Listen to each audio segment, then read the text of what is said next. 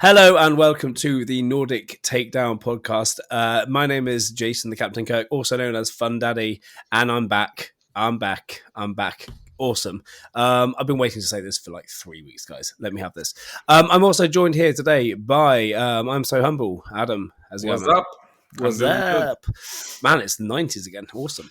I'm also joined here by Jonah from Norway, the Norwegian. How's it going, man? Yeah, good. Nice to meet you in person. Yeah, likewise. More or less. Yeah. Hopefully one day we'll actually meet in person. But welcome to the hosting team. Thank you. And we're also Matthias. Hello. We don't have a nickname for you yet. No. Get on that, people. We need to get onto Matt. that. I am called Matt, but like Mattifet, because you only play Boba Fett. Mattifet. Mattifet. Okay, I'll take it. Matt effect. What? Mattifet, like instead of Boba Fett. Or Boba Matt. Boba Matt. Let's see what sticks. Yeah. Okay. Yeah. Okay. We'll go with Boba, but for now.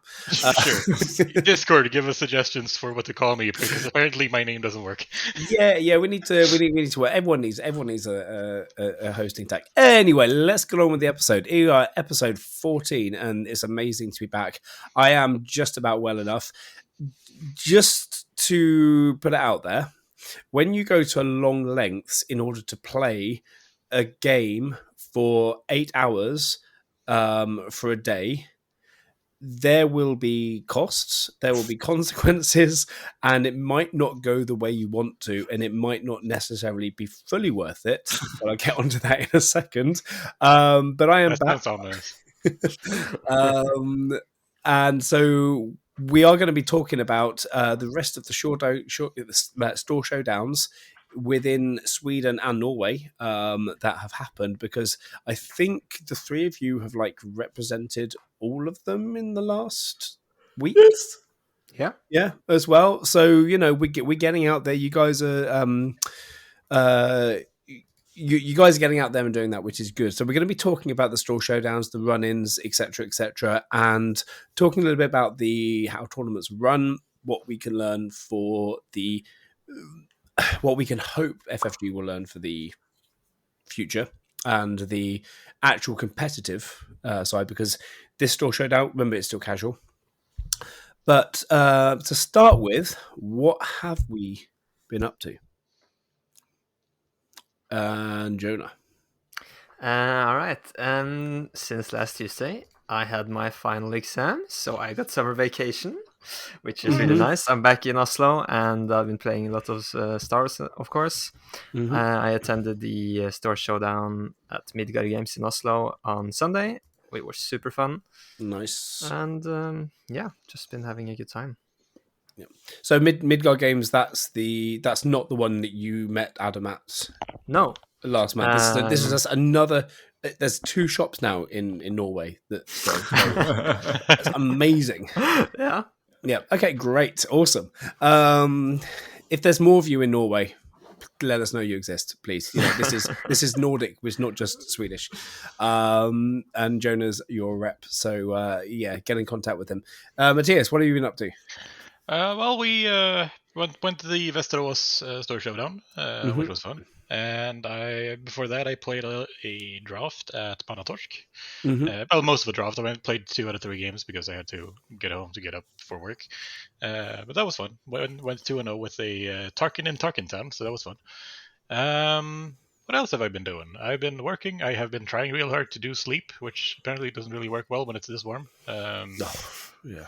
But that's been my 2 weeks. Cool. And Adam, what have you been doing? I've been traveling quite a lot again. I attended 3 Store Showdowns, and also made time to go home to Karlstad and fix with some apartment papers as well. So quite tired. Came home this Sunday. So yeah, wow, cool, but long weekend. And I mean, I think that you've done two of the both Store Showdowns over the weekend. And the one in Uppsala on Wednesday. And you of course did Uppsala on Wednesday as well. So you've gone about. Yes, a lot of driving. Oh man, yeah, I bet. And it ended well, but we won't spoil that. Yeah, we as well. won't spoil it yet. No, of course. And then I have my week, or say my last 2 weeks, have been, for those of you who don't know, and I'm not sure how much you guys went into detail of stuff. In order for me to play the Store Showdown in Quiver, I managed to convince my mother to come over from the UK to Sweden to look after the kids for that Sunday, and she was here for the week. Everything was great. Picked her up from the airport. She was super happy. I dropped her off at home, and I thought, okay, I'm going to go out and say hi to the guys playing the draft up in Malatorsk, and I get a call from my wife saying our youngest son has been sick, and it's Markwick. And all I think was, oh man, after all this, he's sick already. And so we kind of, a few days of fighting, making sure everyone's in separate rooms, no one else gets sick. That's fine. Then it turns out that he's well enough. My mum can take care of him. I can play the Store Showdown. This is great. Then my mum gets sick the day before she's meant to fly home and gets Markwick. And then I get sick, eye infection, everything. So the whole week of just keeping us out, has run us down as a family, and everyone got sick. Everyone's been kind of coughing and had infections and stuff like that. All because I wanted to play a card game. Worth it. Now, is it worth it or is it not worth it? 100% worth it. Do it again. I'm just hearing a very long apology for you being late pushing out the last episode. That's all I hear. yeah. Okay. And on that as well, the reason the episode came out like Monday this week was because my mum was quarantined in the room where I do the editing. So yeah, all of this happened because I wanted to play a card game. Was it worth it? Yes. Yeah. Of course it was worth it. Yeah, of course it was worth it. So that's been my week. I haven't played much Star Wars. I watched a lot of stuff. Yeah, so that was a long-winded response for how my week's been. Please feel sorry for me. Please forgive me for the lateness of episode 13. Yeah. Should we get on talking about showdowns? Yeah, why not? Awesome. So before I want to go on a rant. Is that okay? That is absolutely fine, because you have been at the most Store Showdowns and you haven't had the best experience. And what you've told us, I think you are very right in not why you didn't have the best experience.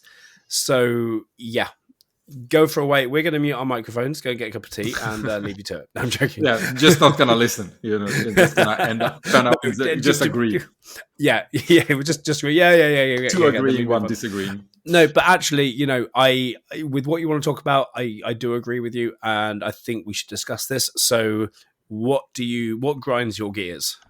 All right. So first, I would like to start to just say thank you for the people that are actually hosting these events. They are not like professionals, all like event hostings and stuff. There are like our peers in the game that are actually like trying to make the scene grow. So this is not like a rant to them or like any of their planning or anything like that. It's like a rant on FFG more or Asmodee, depending on who you think is responsible for these events. So I played multiple events now. There has been like the best of ones. That's just best of one series, like Swiss round and over. Then it's best of three, but Swiss rounds and then over. Then I've played best of three Swiss into a best of three top cut. That has been generous. One that hasn't been generous. So basically, it's been like multiple different variants. Also, I have heard about different ones that has been having drafts instead, like, which is kind of weird. And finally, I think in all of this, I don't really know what to expect. Like, of course, they like when they announced it's going in Store Showdown season. Like, my first response was like, okay, it's going to be a little bit like we're going to do the best of threes into a top cut, but it's going to be more casual. You don't look at a deck list and stuff like that. And I feel like FFG has really dropped the ball on like setting a standard for what they mean with casual. Because the game is clearly built around sideboarding, but if you do best of one, there is no sideboarding, and like it becomes very hard for like anyone who wants to compete and travel. Like, we live in the Nordic countries, we don't like necessarily live close to Store Showdowns. Everyone, we actually do need to drive and plan and stuff like that. Another part that has been weird, it's been like FFG's own system that is on beta that everyone knows sucks completely. So some of the Store Showdowns has been run by that system, which you can get completely screwed over by. Then some other Store Showdowns change to like a different one. Maybe they go Best Coast pairing, challenge, a magic like thing, which I think is like legit because the FFG one is like so bad. But then like players who've played on the different ones and get screwed there, like kind of get screwed of the new system. Like namely me, I guess. And like finally on that, the last point I would like to say, like FFG needs to be more clearer. Like there is the one thing that grinds me the most is like you should not be able to run like a Swiss with top cut where like people with X and 1 or X and O, X or 2, like depending on how big it is, it goes out. Like it's one of them who goes out and the rest goes through. There should like be like a clear aim that this you will make it as this, or like it's generous enough like some of this one will make it because like you're a bit like you didn't perform the best, but like you were the best of the worst basically, so that's why you get a spot. Not like hey, you did perform real great but your opponents were not that good, so you're out basically. So nothing against the stores or the people planning it. It's more like FFG could have like just said this is how we want this to be run, and then everyone can just adjust for it and not guess for themselves basically. That's very fair, yeah. Mm-hmm. So you're saying we need to have kind of strict guidelines. This is how we have to run these tournaments moving forward. Yeah, or like at least a guideline. Like right now it feels like they say just it's casual, and then then it's open for interpretation. You do, yeah. And which means that some people will get really disappointed and some people will be happy.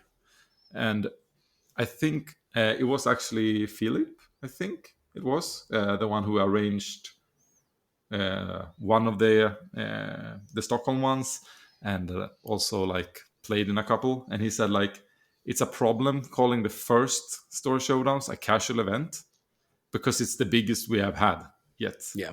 Absolutely. So all the big players, or like big players, but all the competitive players are still going to want to attend this, even though it's casual, because it's the biggest so far, which means it won't be casual, like even if it's said to be casual. So maybe this will adjust itself in a few sets when people actually know how many bigger tournaments there are. Yeah. When the regional and the national, is it regional national championships? I think they call it sector planetary and stuff, but and galactic. Yeah. Well, I did look at like what FFG has actually been putting out as far as the Store Showdowns are concerned, and obviously, if you go to their site and you click Store Showdown, there is no guidelines, right?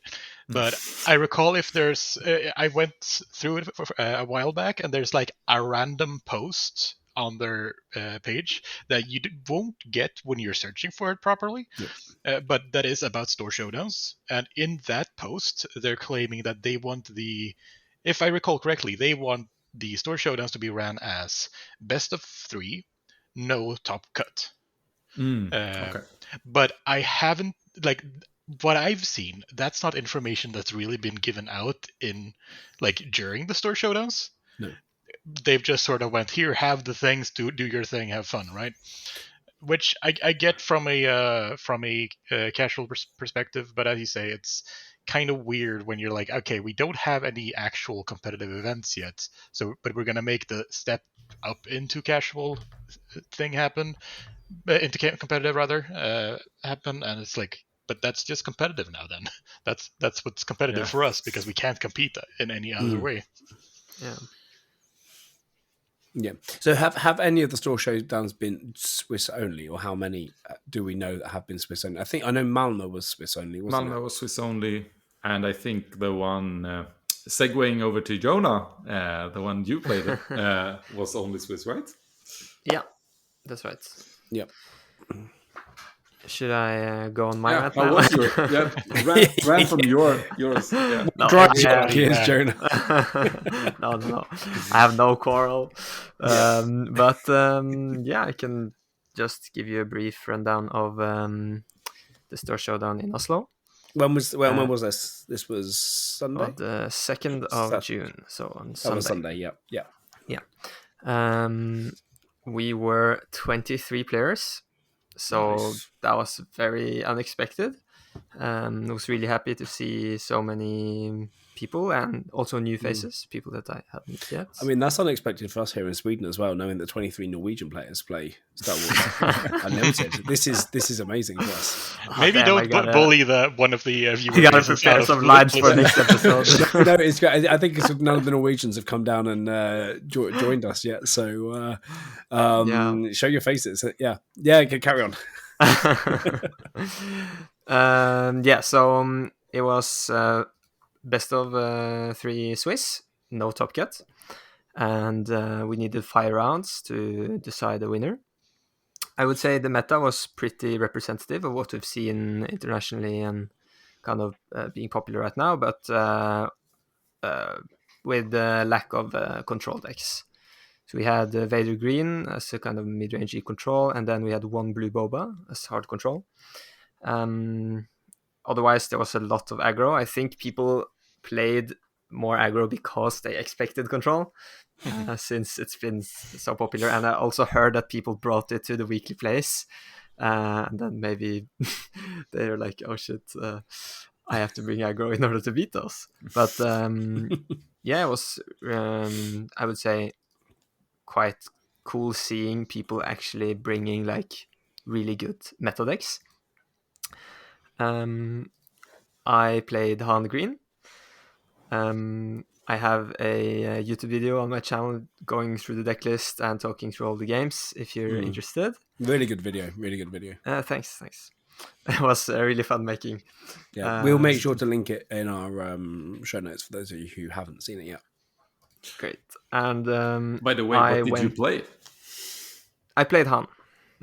Yeah, so I went 4-1, only losing to the champion, so that placed me on 2nd place.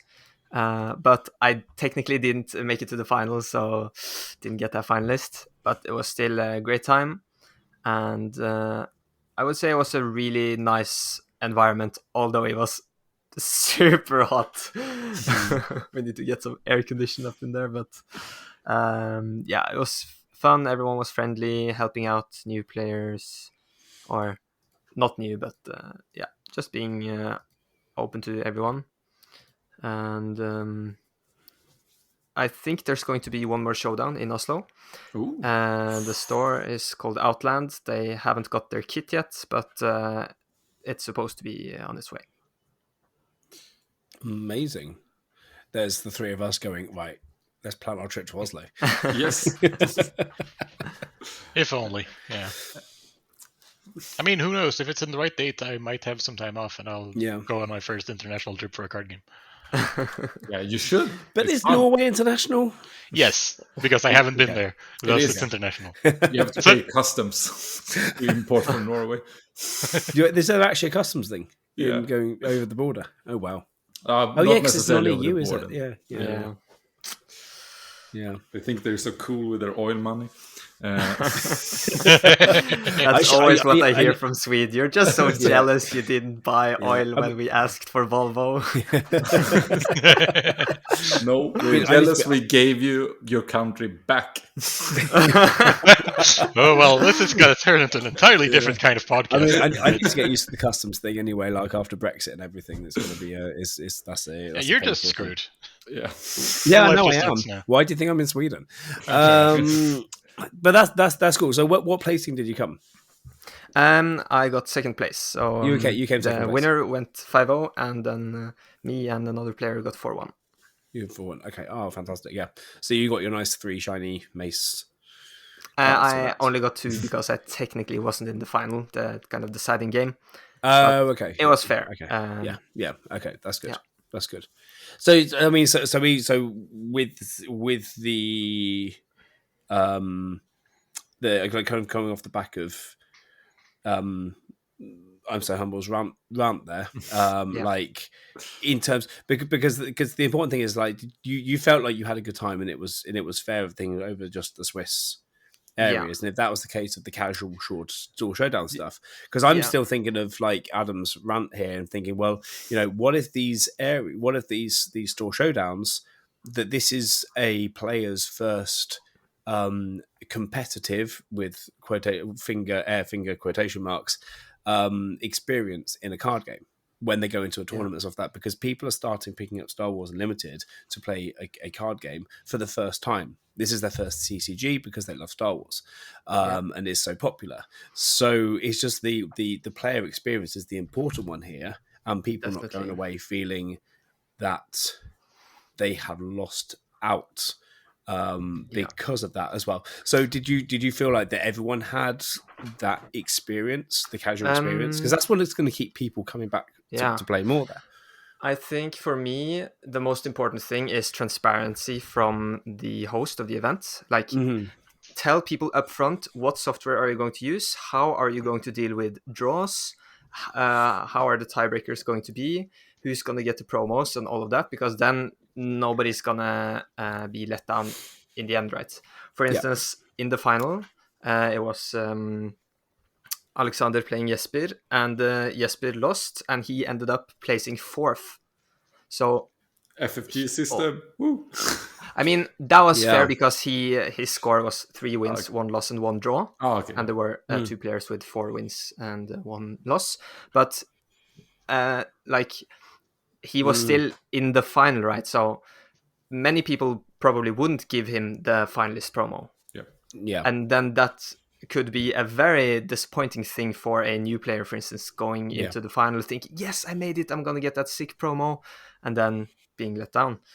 And another thing was at the beginning, we had 2 draws in the first round, and people didn't know how it was going to be dealt with. So there was like, oh shit, should we roll a dice so we don't get 2 losses, right?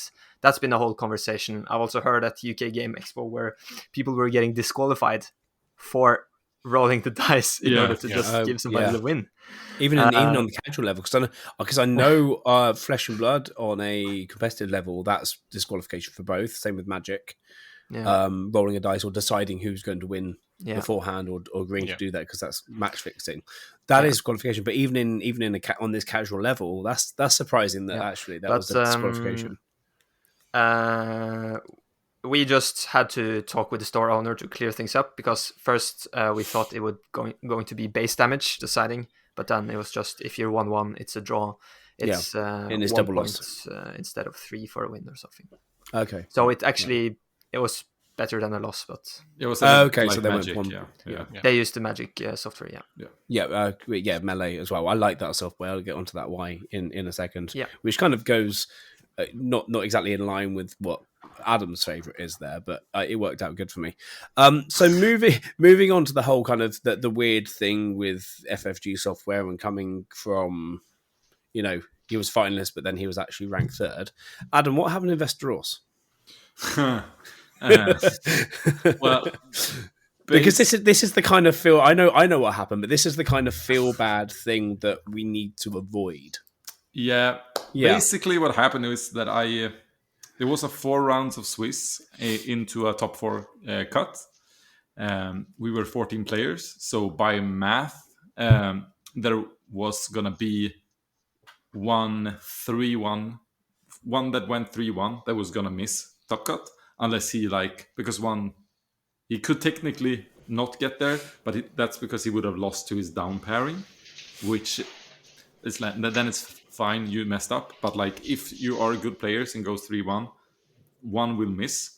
And basically what happened was that I missed it because my first opponent ended up going 0-4. I took my loss in the second round because I got a counter matchup against Philip, who's really, really good. He won the Store Showdown later. Because I then faced him so early, I then went on to meet weaker opponents. And then I got a down pairing, which meant that I couldn't get the strength of schedule to compete with the other ones that was going to end 3-1. So basically what happened was, because I faced a new player in game one, I had to go 4-0, otherwise I would miss it, right. More or less.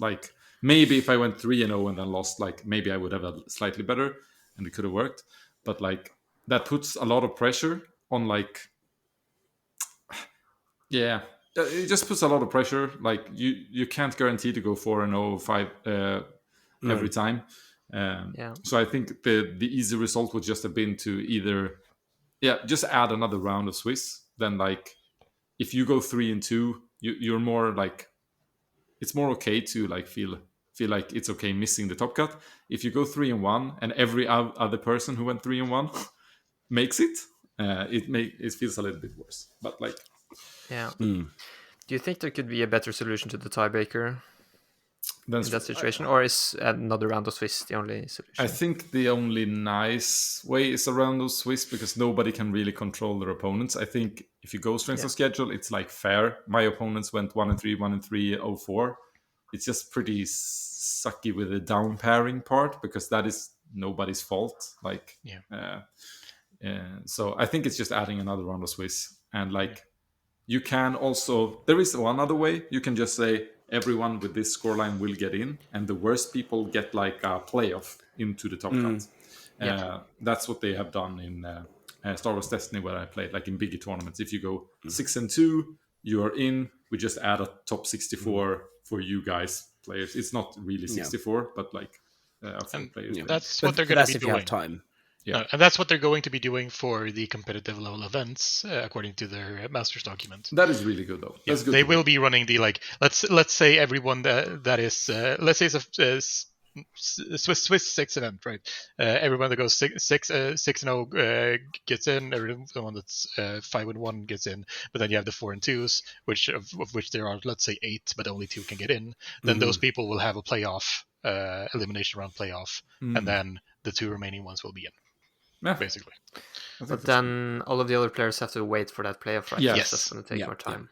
Yeah, so it's not really functional for a Store Showdown, unfortunately, because it's going to take hours, right?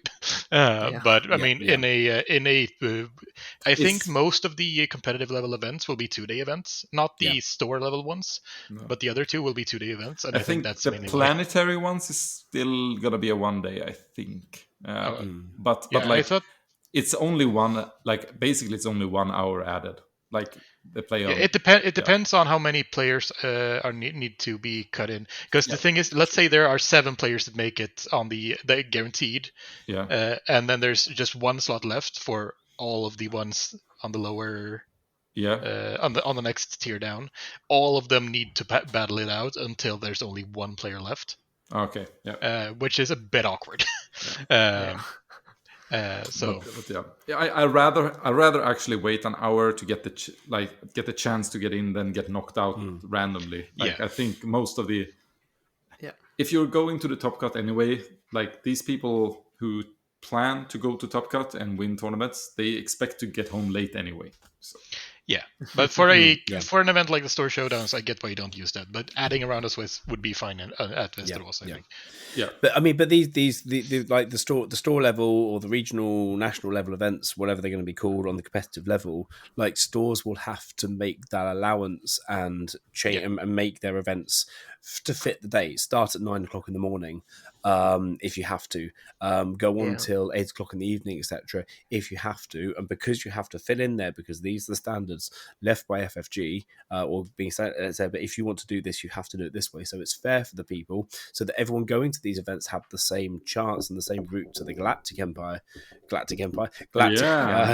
Promotions. Yeah, but everyone kind of goes through the same, has to jump through the same hoops. So everyone there has to be the standard. So stores that are doing these need to be saying, well, we'll open up at 9 and we'll finish at 7 or 8 o'clock at night, so that we do things the proper way and people actually get the proper chance. Yeah. And I think stores have to understand and kind of respect that.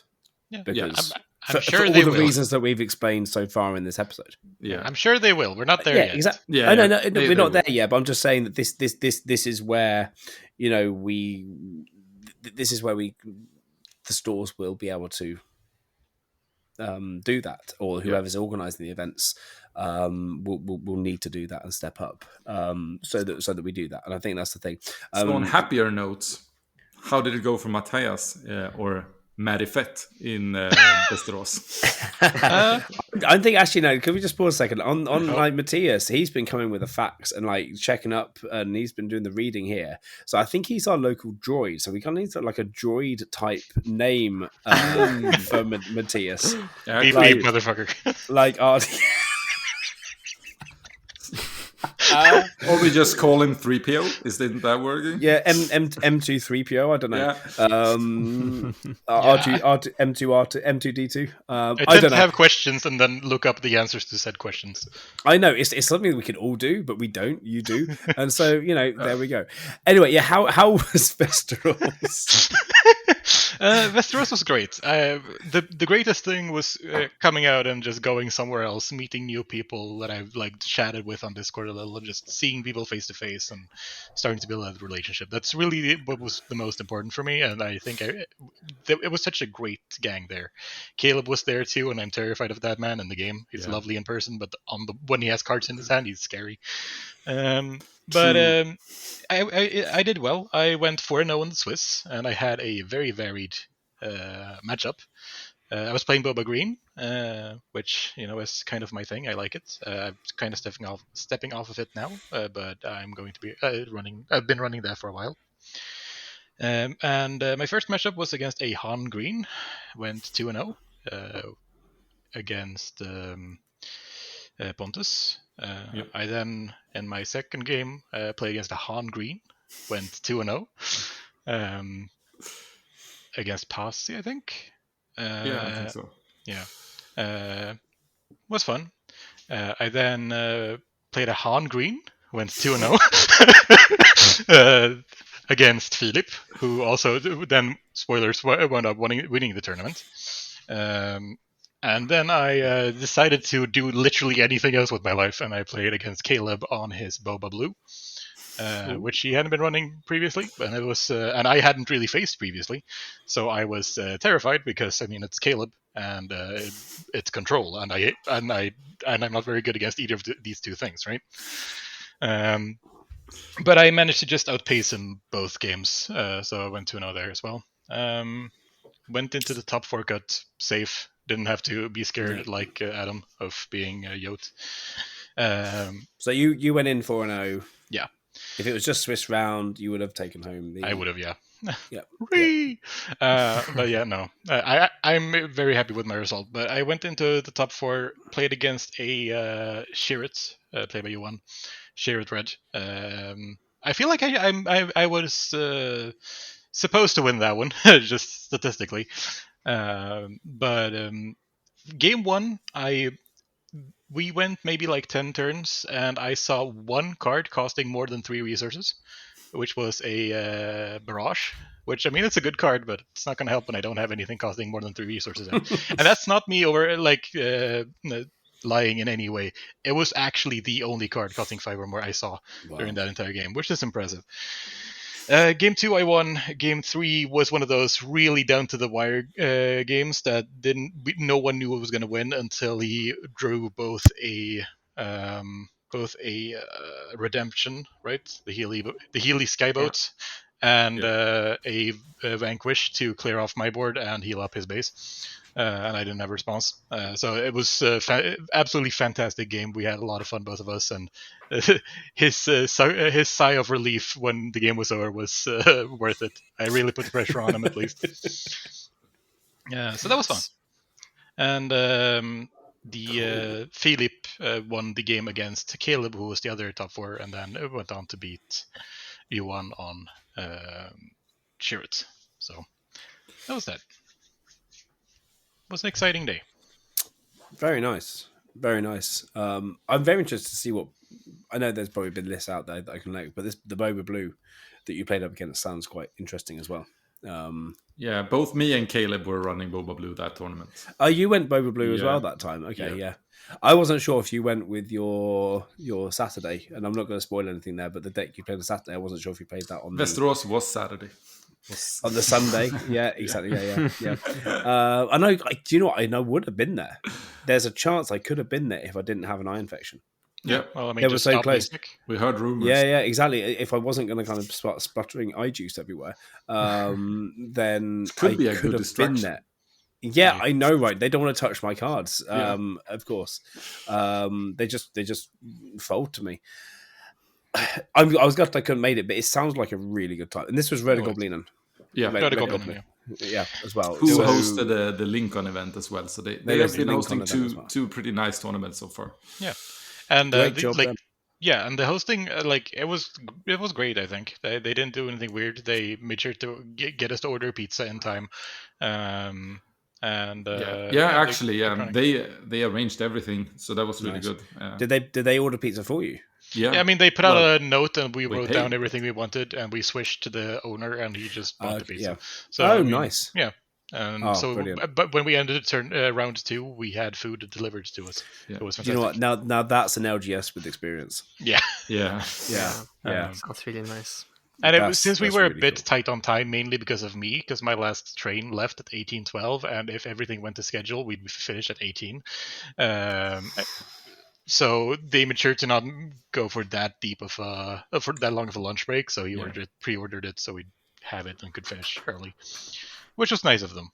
Because mainly me and Adam that wanted to leave fairly fast. Yep. Yeah. Very well ran, and some really nice people there. I'm very, very happy that I went there, even though my journey both there and back again, my phone dropped to the floor, was awful. Because my train up there was cancelled an hour before I was supposed to leave, so I had to battle the gods of train travel known as SJ. I just lucked out that I could get onto one of the trains that were there in time.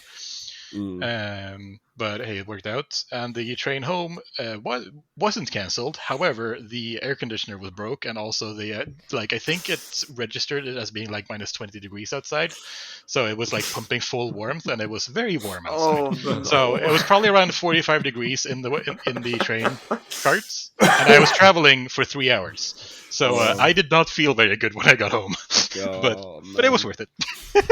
Matthias, I got your message at 6:30 a.m. when you sent me saying the train was cancelled, and I was there lying in bed trying to clear my eyes, thinking it's going to be that bad, will it? I just let my mum know, right, you got the kids for the day, jump in the car, pick you up, and still leave and be up there. Because I felt so bad for you. If you'd have to have missed that as well. But I'm really good that you made it there. Really good that we had two representatives at that one. Absolutely. Which is really cool.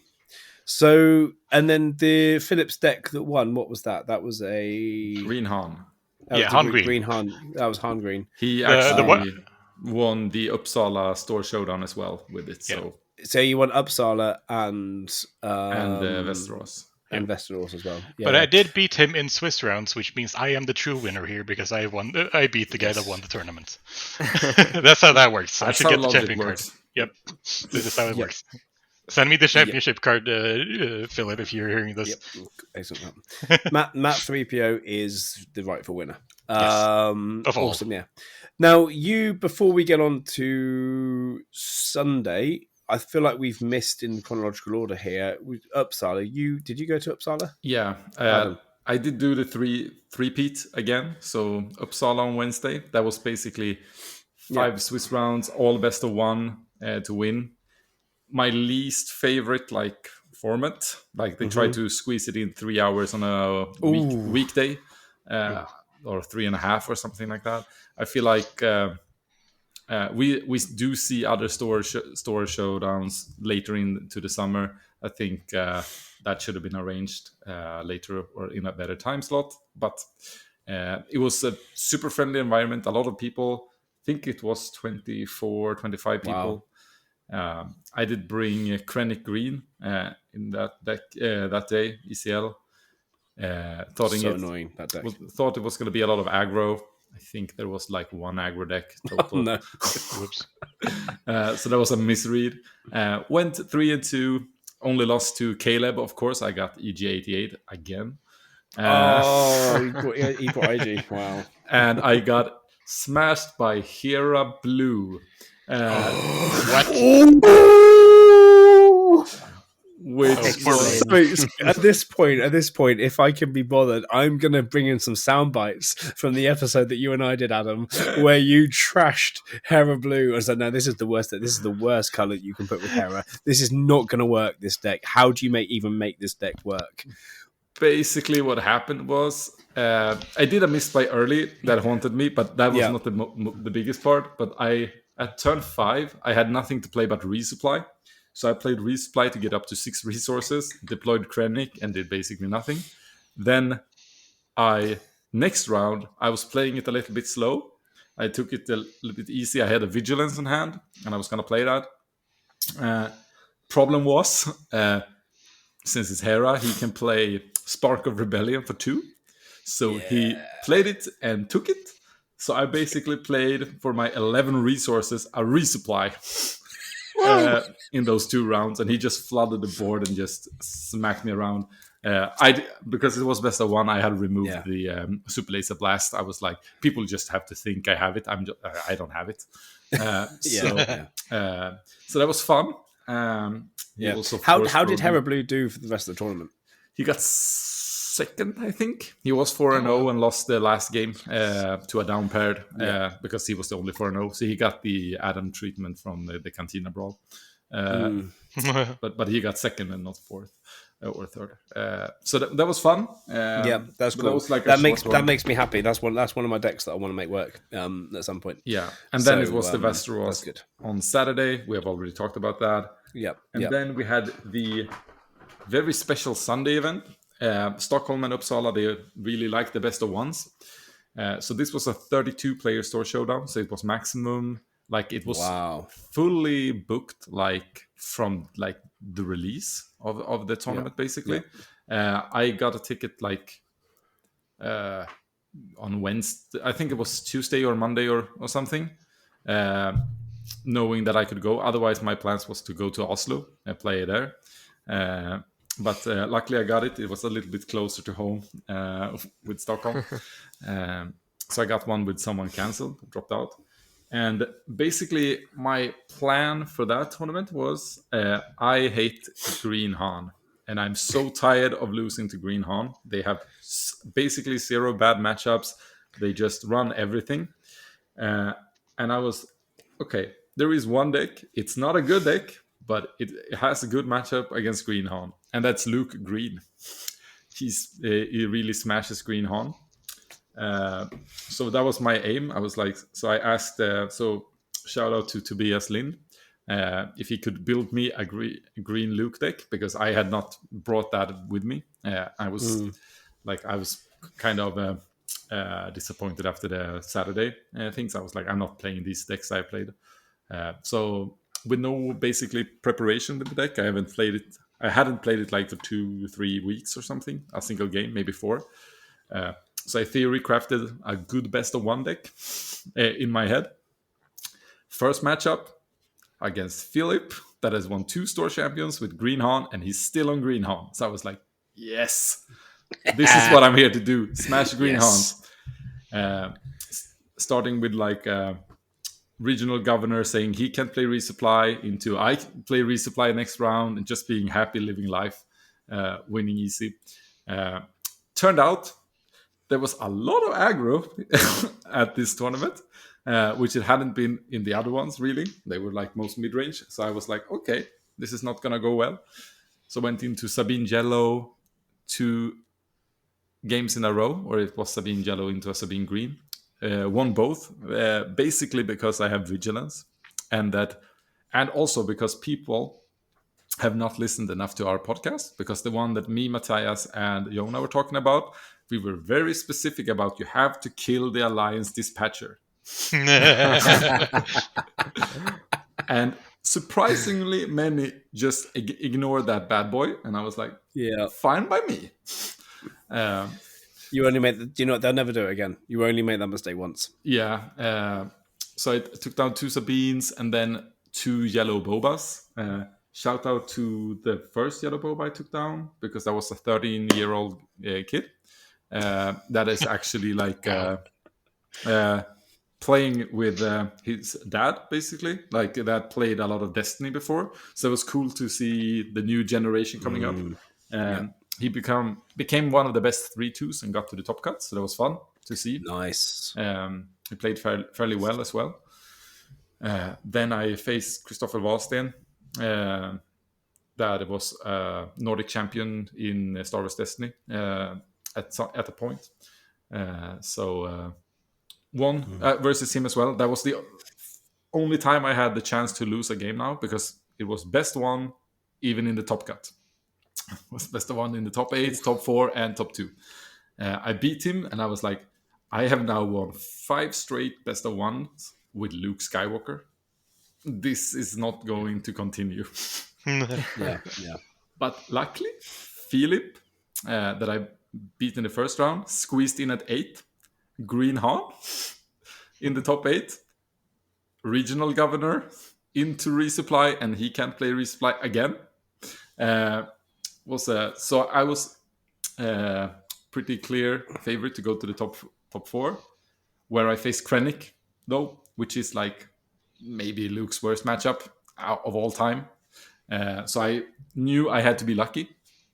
And here comes actually a next shout out is to, I think, Johan is his name. He listens to the podcast. Like, he actually was kind to make me do a take back because I did a calculation error.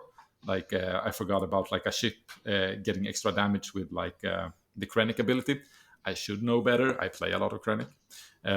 He let me take that back, and I think that helped me a lot to win. Maybe I would have won anyway, because he drew like shit for 4 rounds. Oh, wow. Yeah. But it was such a close game, I think, because they had no time limit in the top cuts, because it was best of 1. I think we played like longer than the other 3 matches combined, the other before.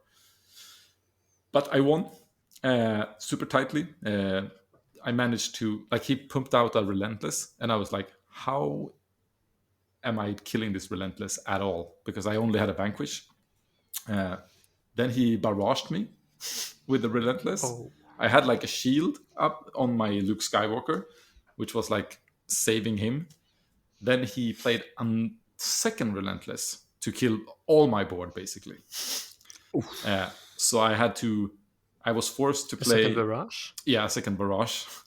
I meant, yeah. So there was like a barrage. So he barraged me for 12 that time, killing the rest. Luckily, I had a Bright Hope on hand. Wow. And an R2D2. So I played the Bright Hope to cancel out like the big strike of 12 that was going to happen.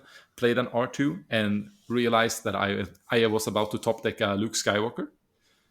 So what I did was then suicide my R2 into playing Luke Skywalker, which -6/-6 took care of the Relentless. Then he plays his Avenger, but then of course I'm free to play my Vanquish. So I could vanquish his Avenger, and then I could start taking a bit more control when he drew bad. So that was lucky, which you kind of have to be if you want to win 8 straight games. Then in the final, I faced Christopher, that I had faced Boba Yellow, by the way. I'd faced him in the last round of Swiss when we both were 4-0. this game became very close. Like he attacked me with the surprise strikes quite a lot. He played an early cunning that was very good, and I drew pretty poorly. And then he got me to 26 damage. I got a very good like regional governor later to block his cunnings. So he had already played all surprise strikes, and he couldn't play the cunnings. So he got me to 26. Managed to, with his Spark of Rebellion off color, steal my redemption. That was gonna save my game. Fortunately, I had a Luke as well, so I could clear the board and start healing. And then like we played another 10 minutes with me like healing from 26, starting to kill him and just clearing the board. So quite lucky, but like went 8-0 in the best of ones and won that Store Showdown finally. Nice. You did it. Congrats. Which answers the title of the previous podcast. Yes. He can win. Yeah, he can win a Store Showdown. Congratulations. Thank you. Very, very well fought. Because best of one is not always that easy because Well, that's not lose, supposed to you happen. lose. That was he's not back. supposed to happen. It's still captured on recording. We're good. I hope. I mean, that's a nice thing. It records locally, so we're all good there. Yeah, the best of one is not ideal because you've got to make sure you win that first game because there's no redos, there's no do-overs. You can't just lose one and sideboard and stuff like that. So that's almost higher skill needed.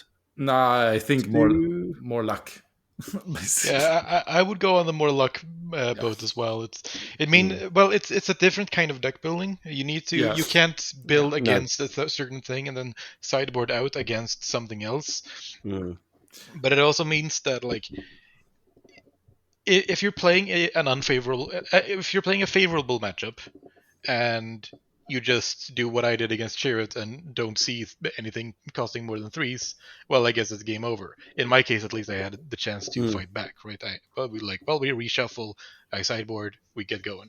Like, you can get card screwed out of best of one easier than you can get card screwed out of That is true. That is true. Yep. And like it matters more if you get that bad matchup as well, because you can't afford to lose many games, especially in the top cut, I guess. But that's the same always. But what was talked about afterward is like maybe introducing pre-boarding if you are going to run best of ones. Yeah, that would be wonderful. Yeah. That's what Flesh and Blood does, and I actually really like that system.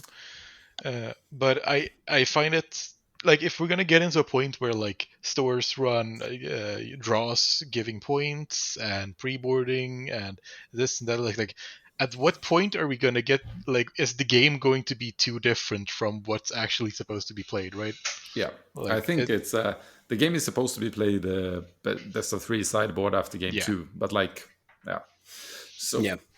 But if you're going to go best of one, if you have to, then like house rules allowance should be made, I guess, for those changes. I think the pre-boarding is a good one if you're going to run the best of ones. Yeah, I agree. I like it. I just like the information would only be leader and base. Yeah, exactly. Yeah. Present leader base, then all right, this is what I want to sideboard in. Yeah, exactly. Because what it's Flesh and Blood is, it's just leader, you see, isn't it? Yeah, you present leader, and you see present leader and put down all of the equipment when you want to. Yeah. So you can't switch your equipment. You can switch your equipment. You can. Okay. Yeah. So now we have ranted quite a lot about in Store Showdowns and stuff. We have ranted quite a lot as well, and I'm okay that if we go over, I'm okay if we go over time here because this is a booster episode. 4 of us are here together. We're having a party, and so I think that's. I was just gonna say that you still wanted to talk a little bit, Jason, right? Do you know what I do want to talk about this, Ed? Because I was listening to. I don't when I'm not here. I do produce the podcasts, but I don't always get a chance to listen to everything as I'm doing it. I just look at sound quality, etc. So I was listening to them this week and thinking, I really missed out talking about my experience in Quivda. So sit back, guys, and grab another cup of tea, and because I think your first cup of tea's got cold. I mean, you guys, Matthias and Adam, you guys did a good job at explaining like the overall feel of the event, which was really good. and you guys all know how I did. I came 6th after 4 rounds of Swiss, and using the Malay system. And I don't think that would have been the same if we used a different system, because I lost my first game, and I lost my first game to Adam, which was a close game.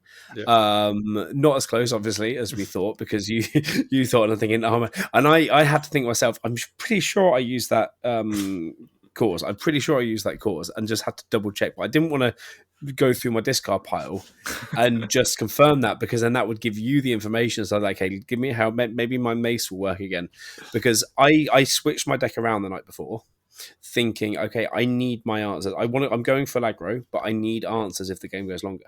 And so I added in 2 mace windows and dropped wedge, and my wedges dropped the attack pods, and I went through a different thing, because wedge and attack pod was something I went through, but I never hit it. Yeah. So I went for that, and I was actually realizing that I was hitting mace a lot more than I didn't hit mace, and he was coming out a lot more. So he won me game 2 against you. Yep. And I think I had an opportunity, if I didn't take so much damage, to maybe bring another mace out again and do something, but I wasn't quick enough. Game 2, I feel like I could have beaten the winner of the day. I went up against Jonathan, and who won it. And my big mistake was for not realizing that he didn't have a 25 health base, because you had a 25 health base when I played against you, and I didn't check his base. I thought, a lot of people are going for the rare bases, and I didn't check his base.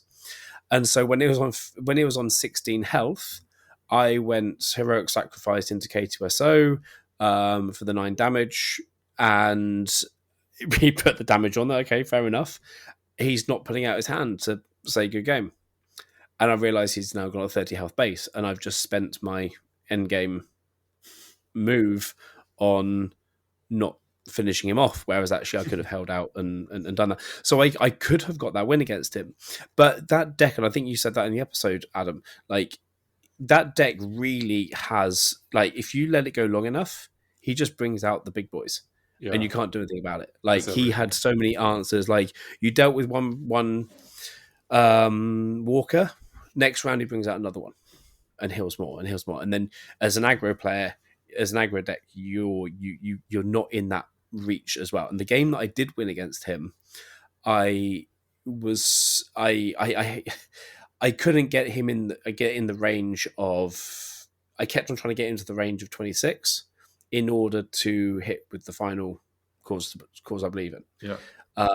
He kept on healing and going backwards and forwards, and I managed to squeeze it in there as the game I won. So I was 0 for 2, and I got a bye. And I was thinking, okay, I'm going home early. Yeah. All of this effort for going home early, but then it turned out that strength of schedule helped me.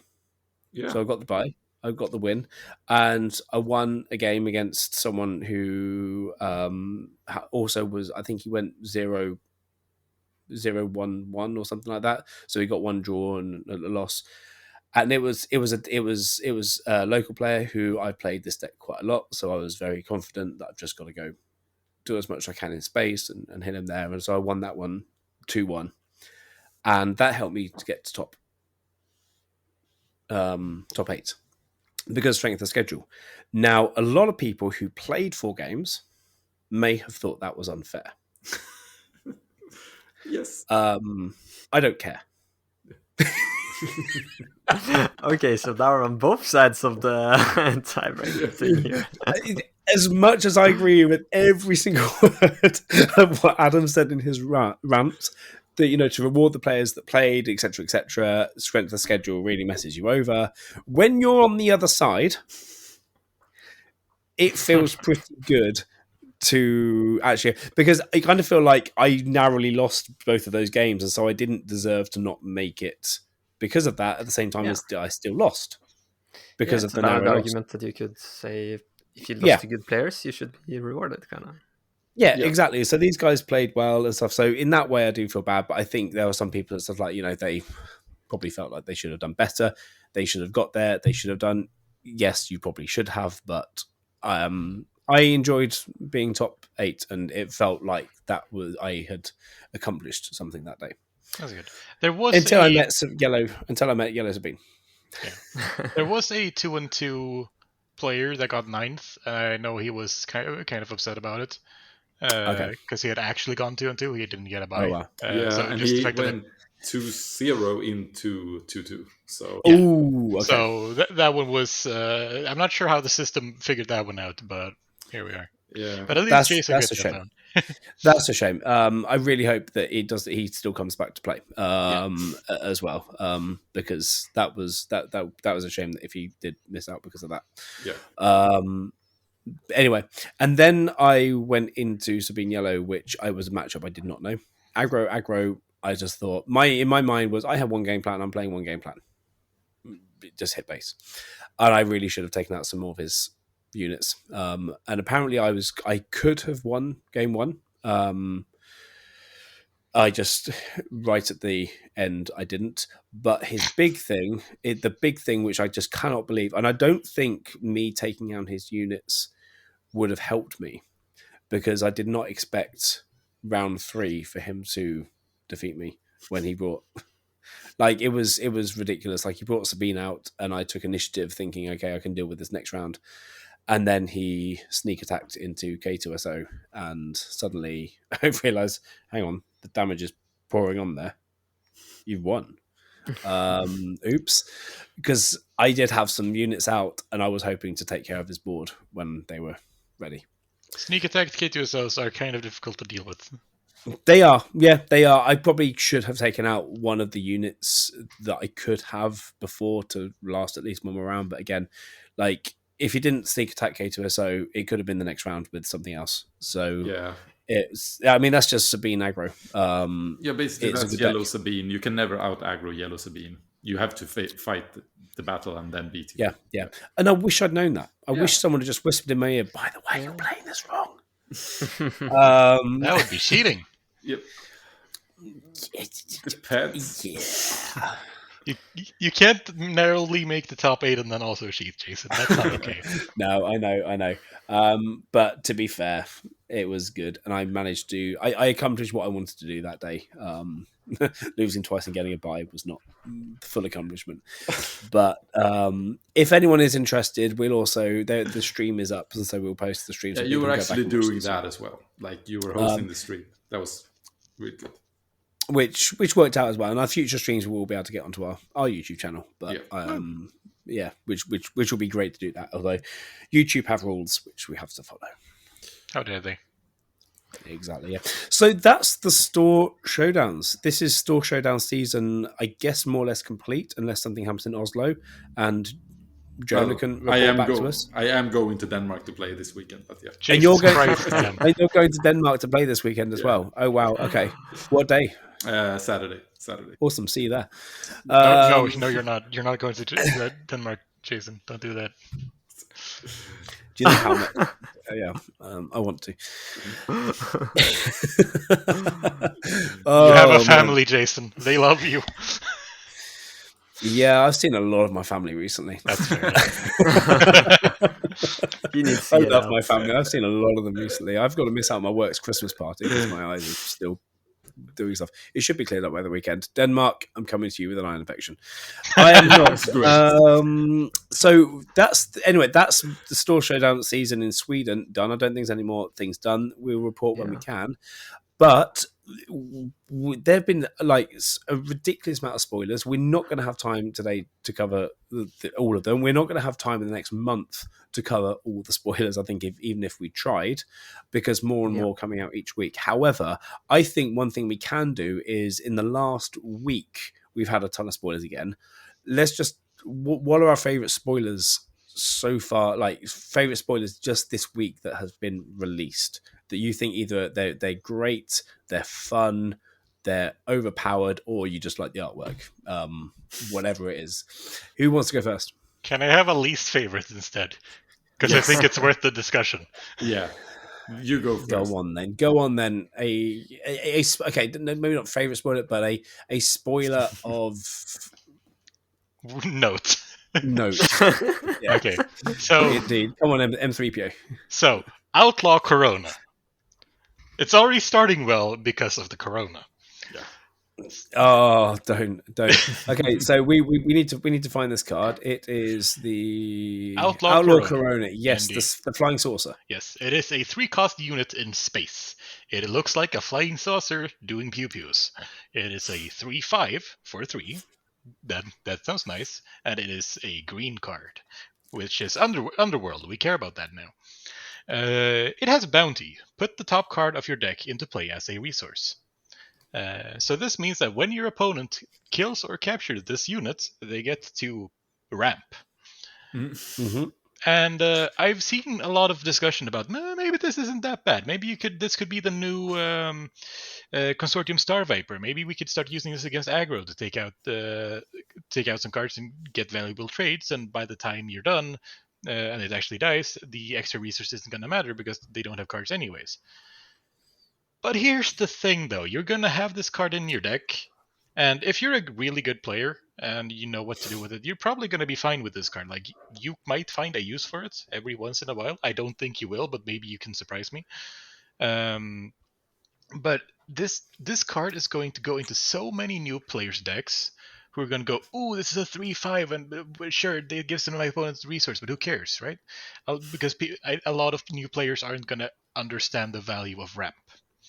And this is going to make a lot of new players probably lose themselves games by throwing this card at their opponents, it exploding, and now they give their opponent a resource. And I don't like that that's the place we're at. Like, if this was set 7 and the game's established, most players know what to do, it would be a different story. But this is set 2, and we're giving new players tools to screw themselves over royally. And I don't like that. It's not a science space I enjoy this early in the game's life. I like Bounty as a concept, but I feel like this Bounty is too punishing. That was my slight rant. Cool artwork, though. I like it. All I'm thinking of is this card's going to look amazing in hyperspace. Indeed. I like it. But do you guys agree with my rant, or am I pulling stuff out of the air? Aside from, flying saucers. I can see why it grinds your gears. I can. I think you are right that it can do. But I think like maybe that early on, trying to get rid of a 5 power thing in the first couple of rounds, 5 Take power down. unit. Yes, take down. Power of the dark side. Yeah, if you draw your takedown that quickly, which you usually do. Yeah. No, not me. But I don't think it's that bad. It's a capital ship as well. I mean, capital ship doesn't mean anything. It's cool, but it could mean something. Yeah, it could mean not something yet. Later on. Yeah, and if this was set 7, it would be a different discussion. Yeah, but nah. I see what you mean, but then I don't think it's that killable in the first couple of rounds. It's probably going to take 2 cards. Yeah. Like, it's going to trade 2 things. Mm-hmm. But then your opponent is going to have an additional resource. And if I could give up board control for 2 turns to not have to like actually ramp to ramp, I'd probably do that. Especially since like what decks want to ramp? Control. What decks are going to kill this in 1 card? Control. Yeah. What does anyone else say? I think it's an interesting decision point. Do you want to invest in killing this or not? What do you guys think? I think, as you mentioned, Matt, it's probably only viable against aggro, where the extra resource doesn't really matter. Yeah. Otherwise, you're probably giving your opponent too much. But, I mean, you also have the bounty card, right? That lets you put a bounty on a unit for 2 resources. That gives you the same ramp. Yes. So you're kind of you can imagine you're giving that to your opponent for free. Yeah. I don't know. It doesn't sound like it. They've also got the card where you can swap a unit as well in green. Yeah, I mean, that's a combo you can do if you get there, yeah. But it's still a 2 action combo. And if you're at the point where you have 9 resources, I don't think it's going to matter. I think it's a sideboard card. You sideboard it in for aggro if you're like weak against it. Because like if it's not aggro, I think the card is trash and you're never gonna play it. Yeah. But versus aggro, it like depending on where the breakpoints end, it could be better than the Star Viper if you can't like claim initiative anyway, so you won't get the restore. Then it could be better because it could potentially like it could kill multiple A-wings basically in space. But I'd say sideboard, but mostly trash.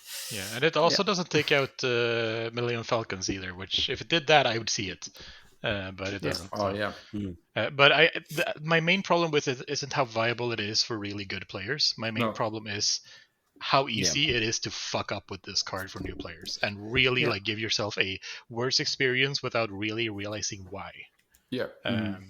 And like making the entry level like players maybe go like, this game is all I keep getting screwed, it's not fun. That's a fair point. Yeah.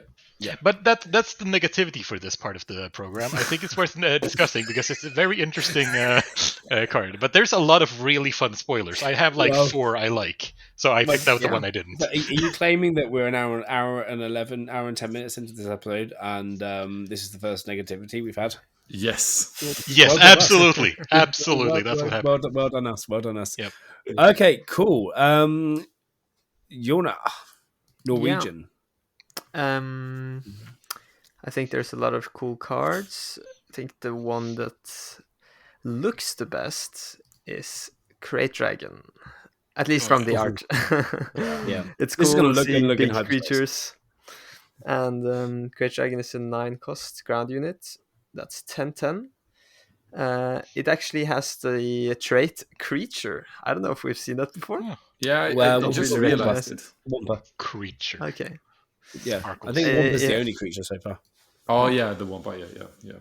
And then we have it has Overwhelm, and then a really great effect. It says when an opponent plays a card, you may deal damage equal to that card's cost to their base or a ground unit they control. I love that. So first thought is kind of, okay, what's the worst thing that could happen to your 10/10? It's like being vanquished or Power of the Dark Side.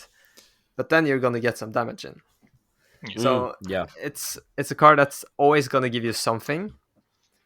Maybe the worst thing could be like an Entrench and your opponent doesn't have any ground units. But they're going to play cards eventually after the Entrenched, right? So it's going to continue to deal damage. Yeah, I think this is amazing against Control because Control gets some... I was just saying, like, for aggro has some control now, if that makes any sense. Like, there's some kind of answer for the board if aggro needs to hold on that long. This card makes... Crate Dragon is reach. Yeah. It's going to give you damage. I think this can push into making some red mid-range decks. Yeah. It opens up red from just being play aggro or go or force or go home, I guess. Which is fun. It's an additional tool to do stuff, and it's like, I think just like card power level, I think one of the most powerful cards we've ever seen. Just from what it's capable of. Because it's a bare minimum 6 damage. Sure, it's expensive, but bare minimum 3 damage, I suppose, if you don't have anything to protect it. But it's gonna be doing a lot if it gets out. You just need to get to the point where it gets out. That's a very fun card. We've seen, for instance, like Finalizer being a expensive card supposed to help you in the game. This card does so much more, and it's 9 costs compared to 11. Yeah. It's going to be hard for any deck to win when this card is on the opposite side. And if you play Timely Intervention, ambushing this in is also amazing. With the overwhelm. That'll hurt your face. That is true. It feels like every aspect's getting one of these game-winning cards this time as well. Is it? Yeah. Maybe. Well, we haven't seen all of them, of course. Okay, I was like, have we seen game-winning cards for all aspects? Well, but no. no, but there was game-breaking at least, I think, for most. I mean, there's the only card that I think has caused the biggest stir is the just defeat a unit card. Which isn't amazing for the game. We'll save that rant for next episode. But there was another. What was the 11 cost? The Finalizer. I mean, the finalizer. I for don't example. think that's a very good card, but it's there and it costs 11. No, exactly. But it's a big card that you have to deal with. Like aggression hasn't had one of those yet. No. At least aggression that can be used in heroic, because I've been desperately looking for something like that to try and mid-range my layer. And yeah, so I think this is good. Yeah. This is good. This sparks joy. I have spoken. Do you have any, Jason? Yeah, do you want to go last then? Yeah, I was gonna let you go first. My favorite. I was so happy when I saw this card, Tarful. It's the Wookiee. It's the heroic, just plain heroic Wookiee, Kashyyyk chieftain. It's a 3/9 Wookiee with Restore 2, and it plays so well with the other Wookiees, especially with Chewbacca Leader with Grit. And the other Wookiees that have come out, is it the Friendly Giant? That's not the name of the card. Yeah. There's one of the earlier ones that came out. There's another Wookiee with Grit that come out at 2/4, Roshir, Tree Tender. But this one says this Tarful is 7 cost, heroic, 3 power, 9 health, restore 2. When a friendly Wookiee unit is dealt combat damage and isn't defeated, so dealt combat damage, so that's obviously you fight and get damage back, that's still combat damage, right? Yes. That unit deals that much damage to an enemy ground unit. So that's like double the damage. Is that your just doubling up the damage there? Yeah. And that's all your Wookiees that do that as well. And if you have your Sentinels out and they get hit, the Chewie, and they're like, okay, hit me in the face, now I'm going to blop you a little bit as well. Yeah. And you can direct the damage at something that wasn't attacking your units. Yeah, exactly. So it's making Chewbacca a very, very strong deck already for Shadows of the Galaxy. I think with the Underworld and more Wookiees and everything, and the big focus on Grit, even in heroic stuff as well. So that is a big favorite card for me. Yeah. Adam, what's your favorite? So unless anyone else wants to talk about Wookiees. Wookiees are cute. No, I think the Wookiee synergy maybe could help, like maybe make a Chewie deck actually more viable. Hopefully. It better do. It needs to. He is pretty good against like aggro. He is solid. It's a pretty good mid range, but it's terrible against the late game decks. So if they get some answer to that to push through the mid range harder, that could work. Yeah, definitely. And there's some good Wookiees coming out as well. So yeah. What's your favorite, Adam? So favorite, is probably more your card of your spoiler of note. Yeah, my favorite is probably Maul, but like people know about him more already, so I'm gonna take something else. I'm actually looking a lot at the Lady Proxima. Oh yeah. Which is like a neutral underworld, 1 cost, 0/4 unit. When you play another underworld card, you may deal 1 damage to base. There is so many underworld cards spoiled. Like you are gonna make an underworld deck at some point, even if it's gonna be good or bad. People are gonna play, and I think this one is actually really good. Like not many things takes her out early, and putting resources at taking her out is kind of like meh. Because then the opponent gets to develop board with damage dealers, right? Yeah. So if you have a pretty heavy underworld deck, you will have probably been able to play like maybe 2 units, ping the 2 damage with her, and then force like 2 attacks from an opponent before she dies. Could be like, and I feel like even if you only get 1 ping damage and they force to attack her twice, you can develop a board that is pretty scary, especially maybe in a Boba deck or something.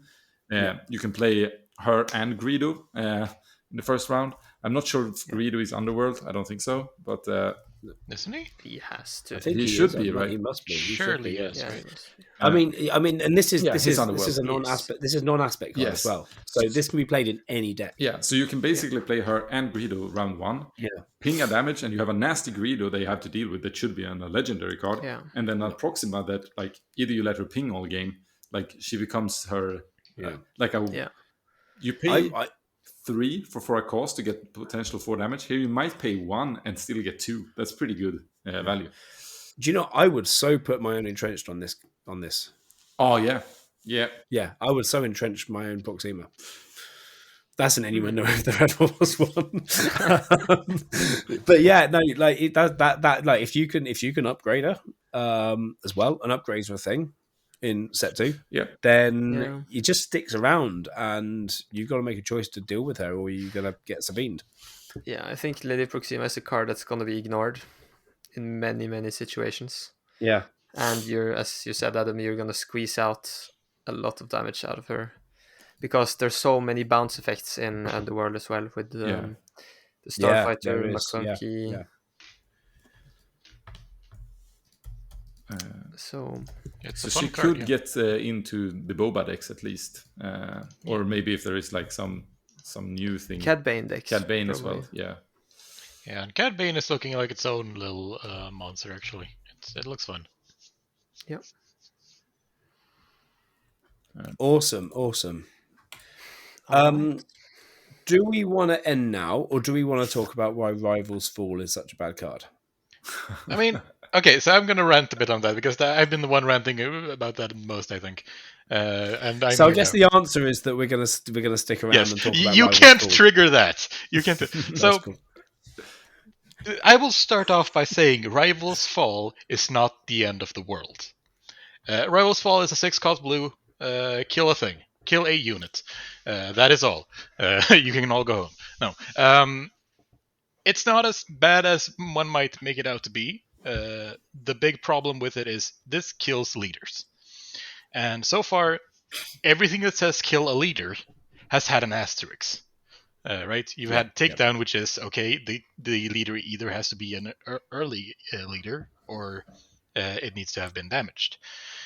Or you can force throw a thing on it, and then you either need to hope your opponent has a card to throw, or you're throwing your own Luke, which the Chariot I played in the top 4 did to me twice, which was really well done by him. Or you have stuff like Power of the Dark Side, where, well, then you need to have a clear board aside from the leader. So you need to do it. So there's always something you need to do. This card, sure, it's expensive, but it goes against that design philosophy. It says leaders are no longer defended against removal. And at the point we're at now, what does this mean for the game? It means that cards like, or leaders like Chirrut especially, will have a very bad time. Because he can already get takedown. Yeah, he can get takedown, and if he doesn't, then he survives and he like buffs himself, and it's like, oh well, I'll Titan's Fall him the next turn. Yeah, and that removes him immediately, right? It stops his ability from functioning. Chewbacca, sure, he is there. He can get removed by it immediately. have a bit more respect for Chewbacca. Yeah. but like the Chewbacca deck does rely on Chewbacca staying out long enough to do damage. I mean, the whole archetype of Voltron, right? Yeah. It's just big leader go boom boom is not very nice. I feel like every leader that deploys on turn 6 and later, and there we go, Jason. What's up, Jason? Jason is back. So I repeat, like every leader that comes on turn 6 now is so much worse. Like, yes. Not maybe so much. Depends on how good blue is going to be, because it's going to replace every Vanquish. Everyone is just going to play this instead of Vanquish. Jonah is not agreeing, but we can take that discussion when I'm done with my rant. I shouldn't have brought out all the Vanquishes. Yeah, but like people are just going to run this, and I think the big leaders are going to get worse, and I think it's going to be, they have to be even better now to push out like, well, the 5-cost leaders or the 4-cost leaders like Boba. What do we have? Boba but Chirrut gets taken down by takedown. Boba has 7 HP. Boba is still nasty. But like Boba, Sabine, Kylo Ren, potentially. Like these leaders, they don't get nerfed by this card, basically, in the same way. So I think Vanquish is like just out. I disagree with that point. I think that Titan's Fall is going to be a sideboard card. Where no, I think it's main deck 3 and just out of Vanquish. Yeah, we'll see what happens there. I don't think so. I don't think it's that bad. But the thing that bothers me with this, similar to actually the saucer we talked about earlier, is not necessarily the impact it will have on high level play. It is where the design space is. And the design space for set 1 told us leaders are hard to deal with. Leaders is the main thing. You want to keep your leaders out, and you want to deal with your opponent's leaders. That's how you get an advantage in a lot of ways, right? That's true for most decks. This tells us leaders don't stick around. And this is not going to be the last. If we're seeing this in set 2, this is not going to be the last time where we're going to see cards that just make leader go boom boom. There might even be a kill a leader unit later. Who knows? And having that design space, to me, feels counterintuitive to what the game has been telling us for a set now. Because the game has been telling me, at least, I feel like your leader matters a lot. It's what defines what you're trying to do in this game. Leader ability becomes much more important. That they have a good leader ability. Leader ability becomes much more important. Jonah, what's your takeaway? Because you have been... The other people can't really see this, but Jonah doesn't seem to be agreeing with us visually on screen. Yeah. I made some faces when Adam said every leader that costs 6. And it's okay to disagree. It's okay to disagree, especially with Adam. It's okay to disagree.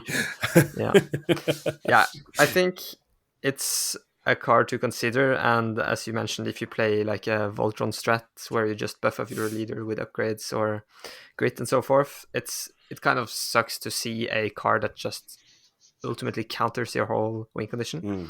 But I think it's not gonna make leaders that cost 6 necessarily worse, because it's just one card that's played in a few control decks. They need to run blue, and it costs 6, so that's their whole turn. And yes, you have deployed, but the way you win against those decks is creating more threats than they can handle, right? So it's just one more thing they have to deal with, and 6, it's not that cheap. So I don't know. No, I am not necessarily disagreeing on that part, and I'm not super agreeing with how bad it is, like Matthias is saying. I'm more on the incline that Vanquish is useless now. Yeah. Because you rarely wanted to play Vanquish on turn 5 anyway. Yeah. Like it was Fire Spray basically on 6, or you want to take Avengers. So Rivals Fall basically does that, and it takes leaders. And we have Fell the Dragon now as well, which is a Vanquish, quote unquote, for 4 resources. Yeah, that's true as well.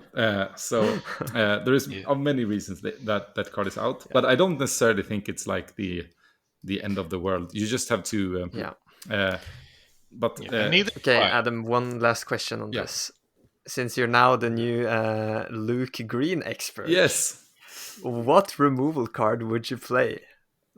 Vanquish, Rivals Fall, or Fell the Dragon? Now I just have to read the Fell the Dragon. What does it say completely? It's whenever when your opponent plays a card, then deal. No, that's not it. No. Defeat a non-leader. I was trying my memory out there. Defeat a non-leader with 5 or more power. So it's take down upwards. Takedowns upwards, I guess. Take up. Okay, let's see. It's non-leader. It's non-leader. Yeah, it's non-leader. But it's non-leader. I think I would remove takedown. Okay. Or would I? Wait, what? How would I do this? Did you play takedown in the Luke list? Yes, I played 2 takedowns and 2 vanquish. Not in the one I played on. Yeah, the one I played on in the Store Showdowns. I played 2 vanquishes, 2 vigilance, and 2 takedowns. Maybe I would mix it, like sideboard, depending on the meta. I think if Boba is relevant, I'm for sure running the Rivals Fall, for sure. Yeah. For Fire Sprays? For Fire Sprays and Boba unit. No, not unit, sorry, the leader.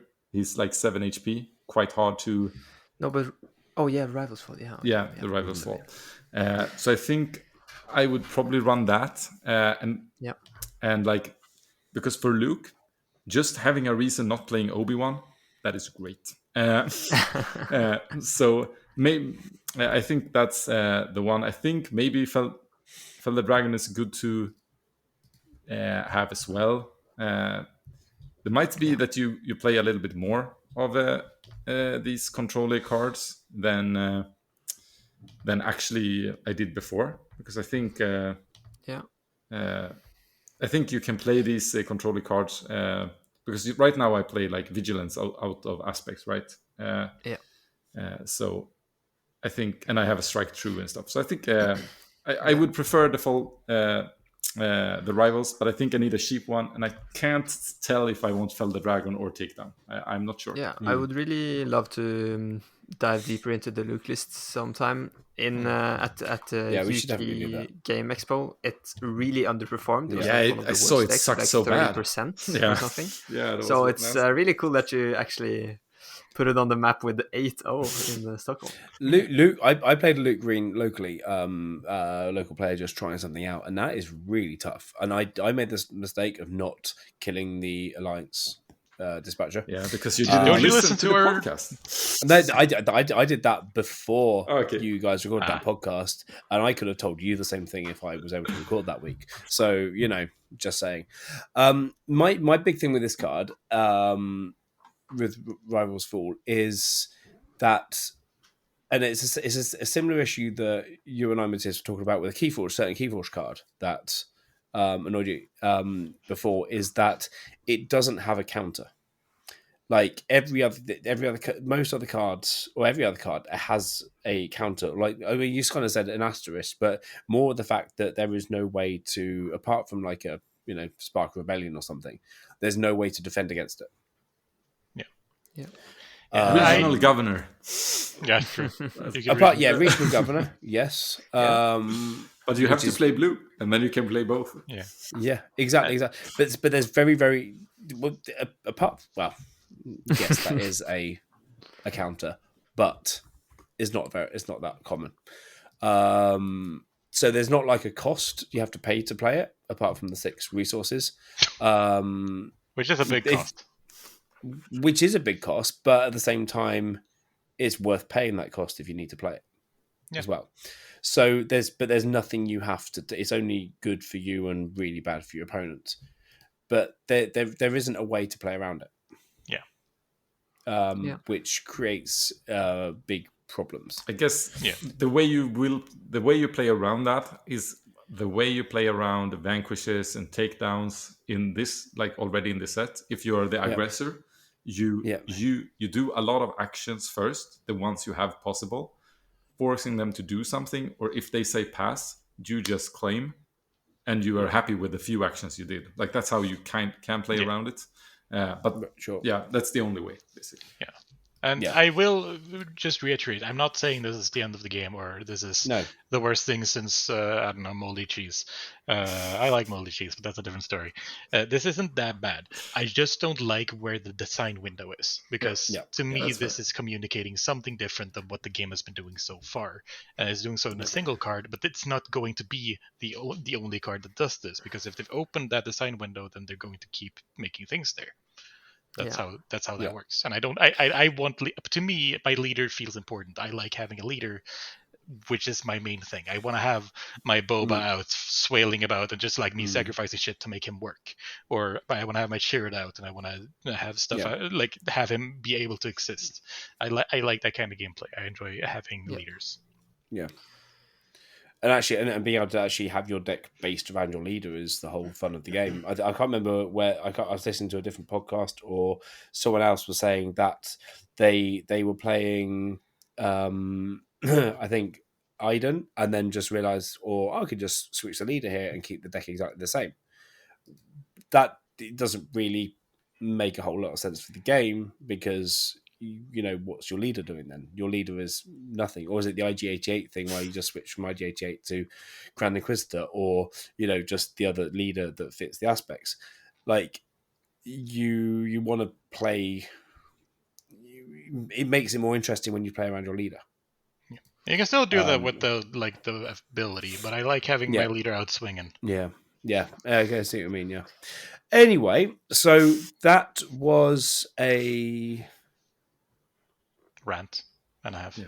That was like 3 rants in a video. What are you doing? Pointing? I was pointing at Jonah. Looked like Jonah wanted to say something. I was like, no, I'm not even looking at the screen now. Jonah, what do you want to say? Oh, I just I was thinking to end the Rivals Fall conversation. We can all agree the art. Okay, is great. The art is great. Yes, the art is. I want 3 hyperfoils, please. I Okay, really despise the art. No, I'm kidding. This is going to look amazing in hyperspace. We're going to Titanfall to Adam. Okay, there we have the mic drop moment on this conversation, and I think on the whole episode, because we've given you the bumper episode, 4 hosts, hour and a half. Most of the negativity. Mostly negativity, but I feel this has been constructive criticism.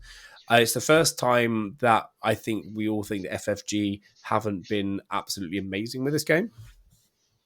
Yes, which they have in general, but which they have been, and it's restored my faith in the games from that company a lot. If this is the direction they're going, but it's the case of we're players that care, and I kind of realised that I said that many times when criticizing Keyforge over the years. We're ranting because we're players that care. I've said that way too many times there, but actually, we do care about this game. We want this game to go on. So this is just how we feel as players who are investing time and money into this.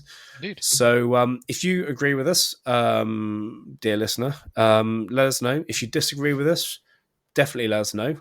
It's fun to disagree and have constructive conversations in public on social media, as we all know. So, find one of us on Twitter. I think I'm the only one on Twitter, actually. So I'm also on Twitter. You're on Twitter? Yeah, so find us on Twitter. Who are you on Twitter? I don't remember. I don't usually go on Twitter. I'm at Runners, but I am there. I'm just going to tell you, none of you are on Twitter. It's called X. No, it's not. But is it? But is it really? Is it really? I'll be calling it Twitter in the elderly home, and people will be confused. However, we do have a Discord. Come and join our Discord. Come and tell us we're wrong, Yes. or come and tell us that Jason's right. Come and tell us how much you love us. Support our Patreon. Help us get our logo finally sorted. For example, the logo will be coming. We're still relying on the Force. I know, so many promises. I've been sick. Leave me alone. Come to Manatorsk, play games with us. But yeah, exactly. But yeah, we'll sign off this episode. Thank you. Matt 3PO, thank you, Norwegian, thank you, I'm so humble. I have been the captain. Okay, Fun Daddy. Who I'm Fun Daddy. You have been promoted. I have been promoted to Fun Daddy. Who, I am a Fun Daddy. I cut my son's hair today, and it looks good. Good job. Yeah, no one else has seen it yet. I think it looks good. Yeah. But yeah. May the Force be with you all. Thank you all for listening, and we will see you next week. And that is a promise. Bye-bye. Bye. Bye.